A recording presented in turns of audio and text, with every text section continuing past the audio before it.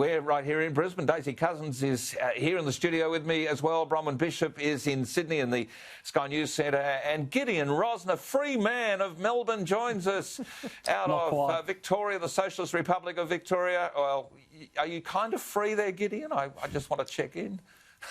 Well, yeah, I mean, there's limits on how far we can go outside our own homes. We still can't get into a lot of other states. You know, there's still all manner of restrictions on private businesses that are rendering them unable to turn a profit. But other than that, we're free as a bird, Gary. Mission accomplished. Thanks, Dan. Yes.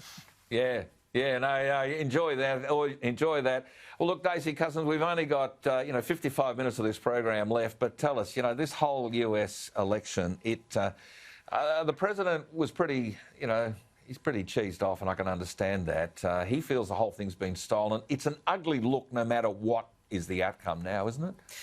Well, look, I think it's a little bit unfair to say that Trump is going to undermine this process, and he certainly didn't say that he wasn't going to respect the votes that weren't for him.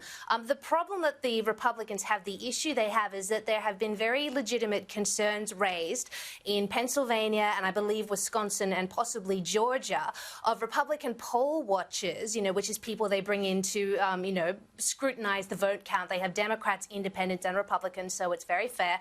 But of poll watchers not being allowed, either not being allowed into polling stations to watch the vote, or being allowed in but made to stand about 30 feet away, which means they might as well not be allowed in because you can't see the vote from there. There was a video that went around Twitter of a gentleman poll watching with a set of binoculars because he was so far away. So it's absolutely useless. So there were Rudy Giuliani spoke this morning and said there were 140,000 votes that came in Philadelphia overnight, on Wisconsin, and the argument they're putting forward is that those votes were not legitimately counted because the poll watchers were not allowed to watch them. So that's one argument they will put forward. There's other evidence of, say, dead people being mailed a ballot.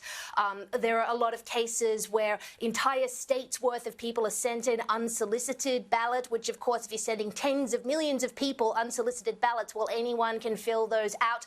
Common sense would tell you that in an election like this, with just the magnitude of absentee ballots coming out, paper ballots that could be filled out by anyone, that of course there is a higher propensity here for shenanigans, as Donald Trump put it. And, on the subject of Georgia, those margins are so close. Of course that's worth another look. There will be a recount in Georgia, there will be a recount in Pennsylvania, and I think there will also be a recount in Wisconsin.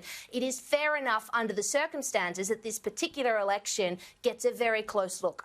I mean, Bronwyn Bishop, it's a mess. The problem I've got is that the bigger picture story for Australia, I mean, I've railed at the beginning of the show about the need for the centre-right government we have here federally to grow a couple. As I often say, the testicular fortitude needs to be found and stand up about some of this international stuff. But our biggest, best ally now has gone woke. It's a real problem because Joe Biden wants to change the world and will impact here. Well, Gary, it is a big problem for Australia. Donald Trump has been a very good friend to Australia. And now we're in a position where we're going to have, if Biden does win, and I've not yet given up. I mean, there's a long road to go. No, I haven't either. And this is the time we have to stand by Donald Trump. He's been good to Australia, and I'm certainly supporting what he's saying about testing the vote. He only wants valid votes counted, whereas Joe Biden is saying he wants every vote counted, including the invalid ones. And what Daisy has just said about the way in which their postal vote system works is even worse because they changed the laws under the cover of COVID in some of the states, which allow them to mass mail out to the last known address of anyone.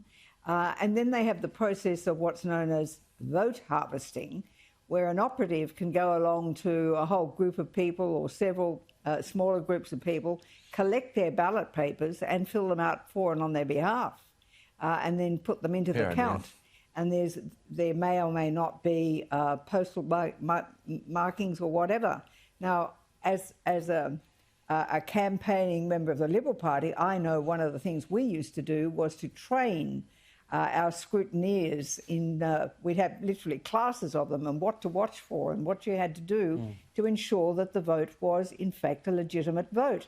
And I remember distinctly being on one occasion in a very contentious booth, a marginal booth, where we had to get the police to come and get the ballot box and follow that ballot box to see it locked up in the police station because the risk of tampering with it was that great. So vote rigging does happen. But I repeat, this is the time where Donald Trump has made a legitimate call, in my view. He warned about it when those changes were starting to be made under the cover of COVID. And I think we have to remember that he, in fact, won every state in America with the on-the-day vote. Every state. That is extraordinary. Absolutely extraordinary. And so it's no wonder when you see a dump come and changes it. But back to your point about the danger for Australia. The biggest danger we have got is China. And if China sees, and he will see, if Biden wins, a weak person, he will move on Taiwan. Once that happens, where are we? Correct. President Xi would know that Trump would do something about it and therefore would probably not move. So we're in a very difficult position now for Australia. And to have Albanese telling our Prime Minister to ring up Donald Trump and say, you better give in to Biden, I mean, it was pathetic. It just shows that senility isn't only reserved for Mr. Biden, doesn't it? No, I guess not. I mean,